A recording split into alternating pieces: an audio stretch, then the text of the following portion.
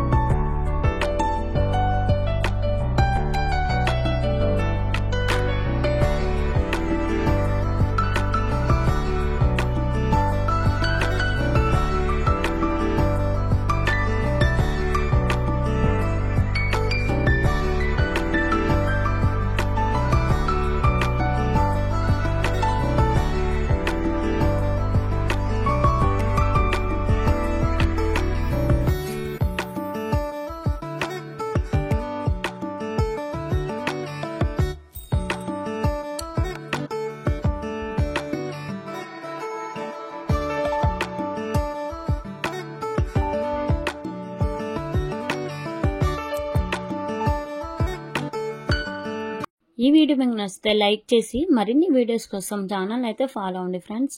Thank you for watching.